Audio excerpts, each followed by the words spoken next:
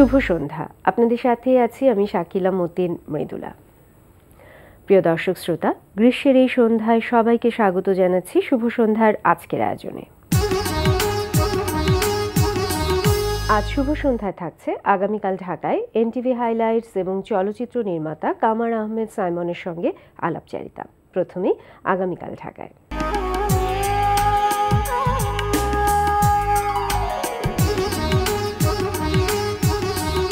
আগামীকাল ঢাকায় শুরুতেই জানিয়ে দিচ্ছি রবীন্দ্র নজরুল উৎসবের সময়সূচি। গীতাঞ্জলি ললিতকলা একাডেমির আয়োজনে আজ ও আগামীকাল উত্তরা রবীন্দ্র সরণির পশ্চিমের শেষ প্রান্ত বটমূলে অনুষ্ঠিত হচ্ছে 2 দিনব্যাপী রবীন্দ্র নজরুল উৎসব 2017। উৎসবে থাকছে গীত, বাদ্য, নৃত্য, আবৃত্তি ও আলোচনা। বিকাল 4টা থেকে রাত 10টা। এই সময় উৎসব চলবে 20 মে পর্যন্ত। উত্তরার গ্যালারি কায়ায় প্রদর্শিত হচ্ছে দলীয় চিত্রকলা প্রদর্শনী সকাল 11টা থেকে রাত 8টা। এই সময়ের প্রদর্শনী চলবে 28 মে পর্যন্ত। গুলশান এভিনিউয়ের রেডিয়াস সেন্টার আর্ট গ্যালারিতে অনুষ্ঠিত হচ্ছে চিত্রশিল্পী প্রশান্ত কর্মকার বুদ্ধর একক চিত্রকলা প্রদর্শনী গোল্ডেন ডোরস। প্রতিদিন বিকাল 3টা থেকে রাত 10টা। এই সময় প্রদর্শনী চলবে 1 জুন পর্যন্ত। এবার এনটিভি হাইলাইটস।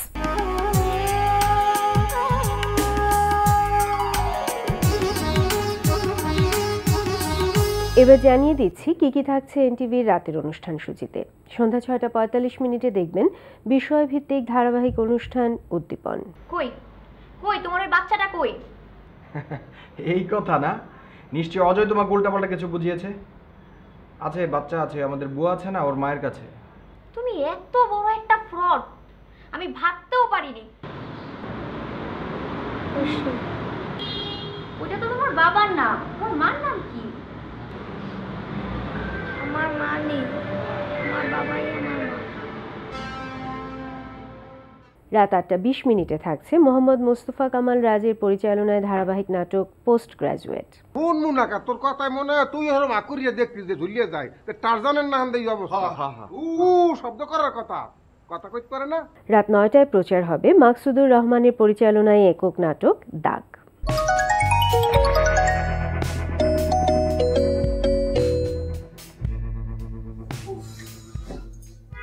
কি সমস্যা আপনার? একটা গান শুনবেন? আমি না খুব চমৎকার গান গাই। মানে এতটা বেহায়া মানুষ কি করে হয়? মিনিমাম সেন্স নেই আপনার? একটা মেয়ের গলা শোনা মাত্রই তার প্রেম করার জন্য তাকে গান শোনাতে হবে, এই তো? অবশ্যই।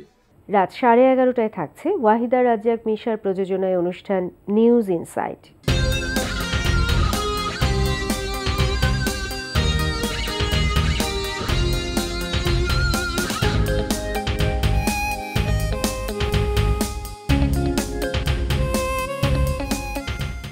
এই ছিল এনটিভির রাতের অনুষ্ঠান সূচি। এবার আলাপচারিতা।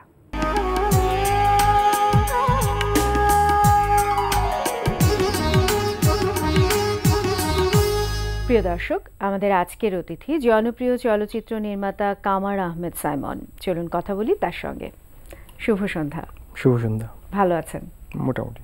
একেবারেই বলা চলে প্রথম চলচ্চিত্র করা আপনার, ডকুমেন্টারি ফিল্ম শুনতে কি পাও, এবং সেটা দেশে যেমন সাড়া জাগিয়েছে এবং দেশ ছাড়িয়ে বিদেশে বাংলাদেশের জন্য সম্মান বয়ে এনেছে। এই যে প্রাপ্তি, একেবারে প্রথমেই এত বড় প্রাপ্তি, এতে কি দায়বদ্ধতা বেড়েছে না কি মনে হয়? হ্যাঁ, চাপটা খুব বেড়ে গেছে। চাপটা বেড়ে গেছে কারণ মোটামুটি যাদের সাথেই কথা হয় বা যাদের মানে তাদের কোথায় যেন মানে একটা এমন একটা এক্সপেকটেশন হয়ে গেছে যেটা একটু নিজের কাছেই ভয় লাগে। ব্যাপারটা বোধহয় ভালো না। একদিক থেকে চিন্তা করলে একটু খারাপ, কারণ সবসময় রিস্ক থেকে যায় যে একই রকম ভালো কাজ সবাই এক্সপেক্ট করবে। আবার অন্যদিকে ভালো যে কাজের প্রতি দায়বদ্ধতা বেড়ে গেছে। একেবারে প্রথম চলচ্চিত্রে এই যে সফলতা, এর পেছনে অবশ্যই কোনো রহস্য কিংবা কোনো স্ট্রাগল কিংবা অধ্যবসায় আছে। সেই গল্পটা যদি একটু বলেন। না, ছোট করে বললে আসলে চলচ্চিত্রের তো প্রাতিষ্ঠানিক শিক্ষা ছিল না। তার ফলে আমি এবং আমার সহযাত্রী বা সহধর্মিনী সারা আফরিন, আমরা দুজন মিলে আর্কিটেকচার পড়ার পর থেকেই, কিন্তু আর্কিটেকচার পড়ার সময় থেকেই আমরা ভাবছিলাম, মানে জানতাম যে আমরা সিনেমা বানাবো। তো আর্কিটেকচারটা পাশ করার পর মানে 2001 সালের কথা, তখন থেকে যে কালকে থেকে আমরা ছবি বানাবো এরকম একটা প্রস্তুতির জায়গায় ছিল। ও মূলত প্রযোজনার জায়গাটা দেখে, আমি লেখালেখি বা ডিরেকশনের জায়গাটা করি। সো আমরা তখন থেকেই মানে এই কালকেটা আসতে আসতে প্রায় 10 বছর লেগে গেল, মানে নিজের প্রস্তুতির জায়গা বা নিজের এক ধরনের 10 কনফিডেন্স। বছর ধরে কি লেখাটা চলছিল শুনতে কি পাওয়ে? না না না না, শুনতে কি পাওয়ার লেখা অবশ্যই 10 বছর ধরে চলছে না। আমি বলছি যে চলচ্চিত্র নির্মাণের যে একটা প্রস্তুতির জায়গা, সেটার সাথে শুনতে কি পাও না। মানে একটা নির্মাতাকে নির্মাতা হয়ে ওঠার জন্য তার তো শুধুমাত্র কতগুলো টেকনিক্যাল সেন্স থাকলেই তো আসলে চলচ্চিত্র বানানো যাবে না, বরঞ্চ নন টেকনিক্যাল যে সেন্সগুলো, আপনার যে চোখ, আপনার কান, আপনার যে মনন এবং আপনার নিজেকে উপস্থাপন করার বা নিজের বক্তব্যটা উপস্থাপন করার যে প্রস্তুতি, সেটা কিন্তু প্রত্যক্ষভাবে কোনোটাই চলচ্চিত্র থেকে আসে না। আপনি খেয়াল করে দেখবেন চলচ্চিত্র একটা অদ্ভুত মজার জিনিস, এরা প্রায় সবগুলো মিডিয়াম থেকে কিন্তু ধার করে নেয়া। এখন এই বাকি যে সবগুলো মিডিয়াম আছে, সেটা সাহিত্য হোক, সঙ্গীত হোক বা ফিলসফি হোক, সেইটা আপনার যদি ন্যূনতম কোনো রকম চর্চা বা সেইটার মধ্যে যদি আপনার কোনো রকম যাওয়া আসা না থাকে, তাহলে আপনি নিজের বক্তব্যটা কিভাবে সাজাবেন? অবশ্যই, এবং কোনো শিল্প মাধ্যমে কিন্তু আসলে ঠিক কোনো নির্দিষ্ট ফরম্যাটে বেঁধে রাখা সম্ভব না। ফরম্যাট ভাঙাটাই হচ্ছে নতুন নতুন যারা শিল্পের কারিগর তাদের কাজ। শুনতে কি পাওয়ার গল্পটা একটু জানতে চাইছি। শুনতে কি পাওয়ার ব্যাপারটা হচ্ছে যে আমরা মানে আমি মূলত একটা ছবি দেখেছিলাম পত্রিকায়, একটা ছবি ছিল যেখানে শত শত গ্রামবাসী আপনার প্রায় খালি হাতে পানি আটকাবার চেষ্টা করছেন। সো আমি ব্যক্তিগতভাবে এস.এম. সুলতানের প্রচণ্ড ভক্ত, মানে তার কাজ, তার আপব্রিঙ্গিং, এই পুরোটা নিয়ে আমি অনেক নাড়াচাড়া করার চেষ্টা করছি আগে, বা পড়াশোনা করার চেষ্টা করছি বা বোঝার চেষ্টা করছি, এবং সেখান থেকে আমার তার পেইন্টিংয়ের এক্সপ্রেশনটা আমাকে খুব সাংঘাতিকভাবে এক ধরনের ইন্সপায়ার করতো আর কি। সো ওই পত্রিকার যখন একটা স্টিল ছবি দেখলাম যেখানে কাদার মধ্যে শত শত মানুষ মানে অলমোস্ট খালি হাতে পানি আটকাবার চেষ্টা করছে, আমার প্রথম এস.এম. সুলতানের একটা পেইন্টিংয়ের কথা মনে পড়ে গেছিলো। এস.এম. সুলতানের একটা সিরিজ ছিল 71 নিয়ে, এবং যারা এস.এম. সুলতান পেইন্টিং দেখেছেন তারা হয়তো ব্যাপারটা স্বীকার করবেন যে ওখানে মানুষের যে একটা ইনার স্ট্রেংথ, যেটা মানুষের যে ভিতরের যে শক্তি, সেই জিনিসটা যে পৃথিবীর যে কোনো শক্তিকে ডিনাই করে ফেলতে পারে বা আউটস্কেল করে দিতে পারে, সেই ব্যাপারটা সুলতানের পেইন্টিংয়ে ছিল। সেই পেইন্টিংটার জিনিস আমার একটা ছবি দেখে ক্লিক করলো মাথায়, যে একটা গ্রামের ছবি, খালি হাতে মানুষ পানি আটকাচ্ছে, সেইটা দেখার পর থেকেই শুনতে পাওয়ার শুরুটা, যাত্রাটা ঠিক ওইখান থেকে। তারপর সেই গ্রামে যাওয়া, তারপর তাদের পিছনে ঘুরে বেড়ানো, সেটা আরেকটা যাত্রা। একেবারে এই গ্রামবাসীরা অভিনয় করেছে, হ্যাঁ, তাদেরকে তৈরি করা নিশ্চয়ই অনেক কষ্টসাধ্য ব্যাপার ছিল। হ্যাঁ, কষ্টসাধ্য প্লাস খুব মানে সেলফ টিচিংয়ে ছিল।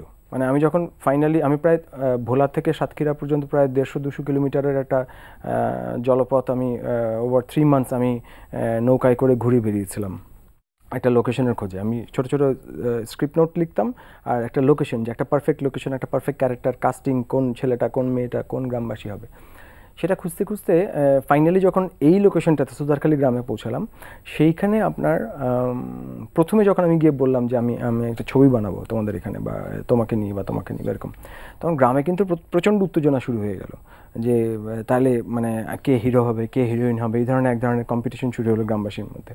তো ওটা আমি খুব এনজয় করছি, কিন্তু তখন যেটা হলো যে ওই অধিক উত্তেজনার কারণে আমি কোনো কাজই করতে পারিনি। সো ওই উত্তেজনাটা কমাবার জন্য আমাকে প্রায় 6 মাস অপেক্ষা করতে হয়েছে। ওদের ওখানে যাওয়া আসা আমার কন্টিনিউ করছে, কিন্তু অ্যাকচুয়াল কাজটা শুরু হচ্ছে প্রায় 6 মাস পর। সো ওই 6 মাস সময়টা ছিল আমার নিজেকে প্রস্তুত করা, লোকেশন প্রস্তুত করা, কাস্টগুলোকে গ্রুম করা, ক্যারেক্টারগুলোকে গ্রুম করা। সেই গ্রুমিং ফেজটা প্রায় 6 মাস ওই গ্রামেই ছিল। অত ভেতরের গ্রামে, সুতারখালী গ্রাম বললেন, এটা খুলনায় কি? হ্যাঁ, দাকপ। এই গ্রামগুলোতে আসলে ক্যামেরার সামনে দাঁড়ানোর জন্য তারা অতটা কি সহজে কি এটা সম্ভব হয়েছে আসলে? বিশেষ করে মেয়েরা কি খুব সহজে আসতে চেয়েছে?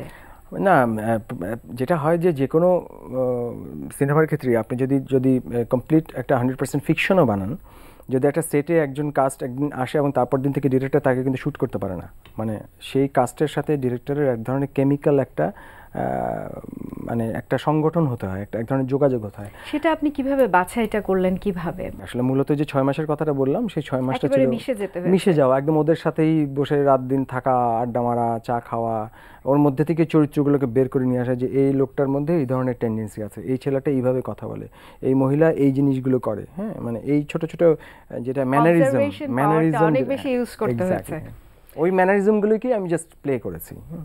আপনি যেটা বললেন যে অনেক সময় নিয়ে থেকেছেন, যে 6 মাস তাদের সাথে থেকেছেন, ওর ভিতরে কি কখনো এমন হয়েছে যে ক্যামেরা নিয়ে গেছেন, শুট করে ফেলেছেন, পরবর্তীতে মনে হয়েছে যে এটা রাখা যাবে না, আবার করেছেন, নাকি একেবারে আনুষ্ঠানিকভাবে শুট শুরু হয়েছে? না না না না, ওইটা সব পুরোপুরি ইনফর্মাল ছিল। কখনো শুট করছি, কখনো টোটালটাই ওয়েস্টেজ হচ্ছে, মানে রিসার্চ ফেজের মধ্যে ছিল। একটা আমি ছোট্ট ঘটনা বললে অনেকে যারা দেখেছেন শুনতে কেউ তারা হয়তো ব্যাপারটা মজা পাবেন। সেটা হচ্ছে যে চায়ের দোকানের একটা ঝগড়ার সিকোয়েন্স আছে পুরো 90 মিনিটের ছবিতে, সবচেয়ে বড় সিকোয়েন্স, ওটা 4.5 মিনিটের।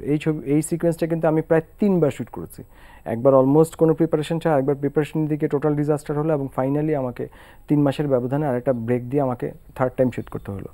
সো একই ঘটনা, একই চরিত্রগুলো, অলমোস্ট একই ঝগড়া হচ্ছে। ওইটা ডিরেক্ট করাটার জন্য অনেক রকম কমপ্লিকেসি ছিল। সো এইটা কখনোই খুব আনুষ্ঠানিকভাবে কোনো একটা ঘটনা একদিন 1 তারিখ ধরে শুরুটা হয়নি। কষ্ট সাপেক্ষ এবং ব্যয় সাপেক্ষ, কিভাবে সম্ভব করলেন? এইটার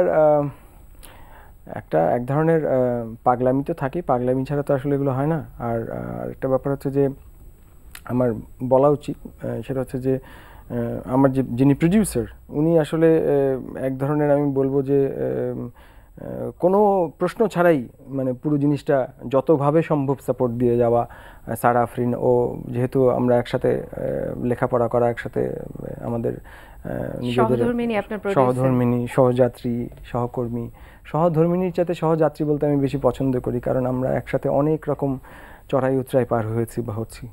সো এই জায়গাটা আমার মনে হয় খুব ইম্পর্টেন্ট, যে আমরা অনেক সময় এই জায়গাটা বুঝতে পারিনি। এটা ঠিক আমি সারার জন্য বলছি না, পৃথিবীর যে কোনো পরিচালকের জন্য তার প্রযোজক কিন্তু এক ধরনের একটা টেনশনের জায়গা। আমার কাছে মনে হয় যে এই টেনশনের জায়গাটাকে যদি ধরে রাখা যায়, তাহলে সেই টেনশন থেকে কিন্তু ভালো জিনিস ক্রিয়েশন হতে পারে। সো বাইরে থেকে কিন্তু অনেক টেনশন দেখতে পাচ্ছে, কিন্তু আসলে কিন্তু ওটা একটা ক্রিয়েটিভ প্রসেসের পার্ট এটি। এবং সেই প্রডিউসার যদি হয় সহযাত্রী, তাহলে কিন্তু আরো বেশি, একদিকে যেমন টেনশন বেশি থাকে এবং কাজের সফলতাও কিন্তু অনেক বেশি আসে, সার্থকতা বেশি থাকে, কাজের সার্থকতা বেশি। এই চলচ্চিত্রটা নিয়ে তো আপনি দেশে এবং বিদেশে অনেক জায়গায় গিয়েছেন, দেশে একরকম প্রতিক্রিয়া পেয়েছেন, বিদেশে কি প্রতিক্রিয়ার ক্ষেত্রে কোনো ভিন্নতা কিংবা সাজেশনের ক্ষেত্রে ভিন্নতা এসেছিল?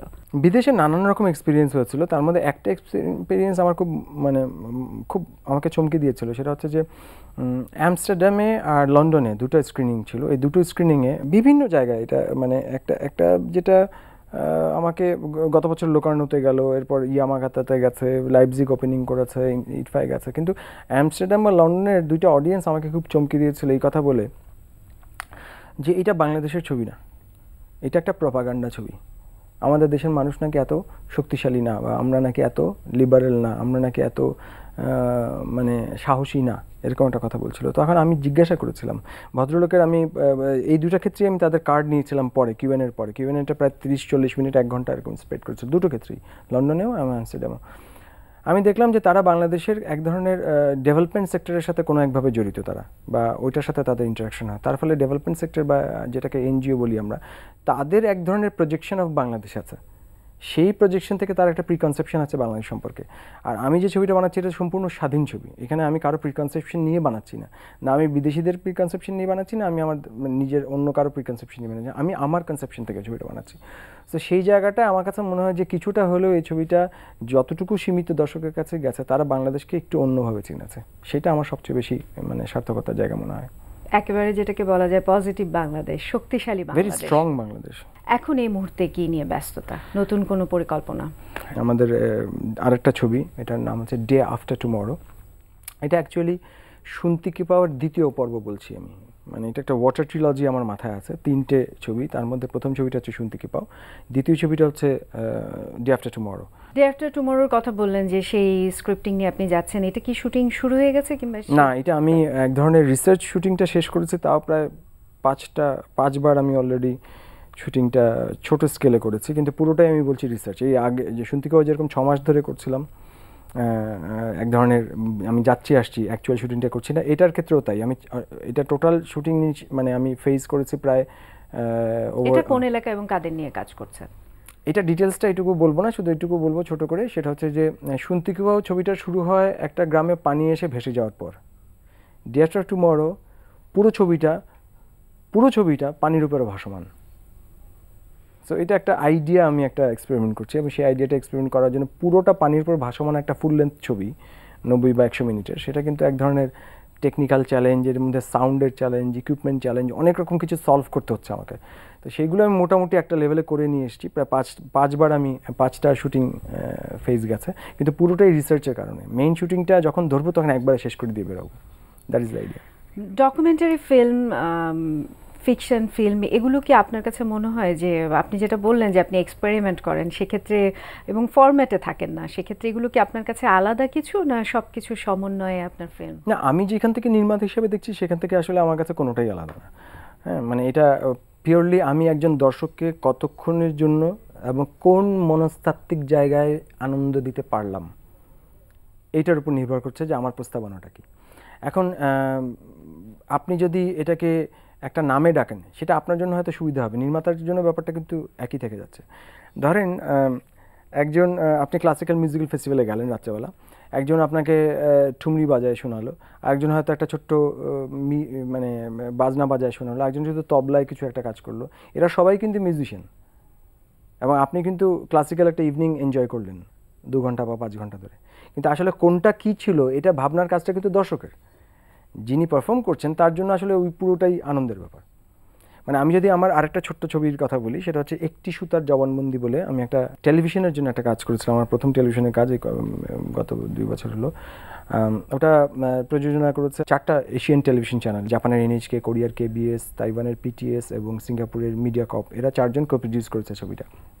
ওটা 50 মিনিটের একটা ছবি, আমি সেটাকে কোনো ফরম্যাটে ডকুমেন্টারি হয়তো বলা যাবে না, ঠিক আছে? ওটা আমি বলছি মনোলগ, মানে কয়েকটা চরিত্র এসে আমরা থিয়েটারে যেরকম মনোলগ দেখি না, একটা মানে একক চরিত্র অভিনয় ব্যাপারটা অনেকটা এরকম, সেরকম কয়েকটা মনোলগ মাত্র। এখন ছবিটা 50 মিনিট দেখার পর আমি ঢাকায় 2টো স্পেশাল স্ক্রিনিং করেছিলাম, গত বছরও করেছিলাম, এই বছরও করেছিলাম। 2টো স্ক্রিনিংয়ের পরেই দর্শকরা আমার সাথে বিতর্ক করছেন যে আপনি এটাকে ছবি বলছেন না কেন, আপনি কেন বলছেন এটা মনোলগ, এটা কোনো ছবি না। আমি কিন্তু এটা বরঞ্চ আনন্দ পাচ্ছি যখন দর্শক আমার সাথে বিতর্ক করছে যেটা আপনি ছবি বলছেন না কেন। আপনার সাথে কথা বলে অনেক ভালো লাগলো। আগামীতে আবারও দেখা হবে এবং গল্প হবে আমাদের দর্শকদের সাথে নিয়ে। অনেক ধন্যবাদ। ধন্যবাদ আপনাকে। প্রিয় দর্শক, কথায় কথায় আমরাও চলে এসেছি অনুষ্ঠানের শেষ প্রান্তে। আমাদের সঙ্গে যোগাযোগের ঠিকানা প্রযোজক শুভ সন্ধ্যা, NTV BSCC ভবন, 7তলা 102 কাজী নজরুল ইসলাম এভিনিউ, কার্বন বাজার, ঢাকা 1215। আমাদের ইমেল অ্যাড্রেস shubhosondha@ntvbd.com। প্রিয় দর্শক, NTVতে সম্প্রচারিত সংবাদ ও অন্যান্য সকল অনুষ্ঠান দেখতে লগ ইন করুন www.ntvbd.com-এ। সবাই ভালো থাকুন, নিরাপদে থাকুন। শুভ সন্ধ্যা।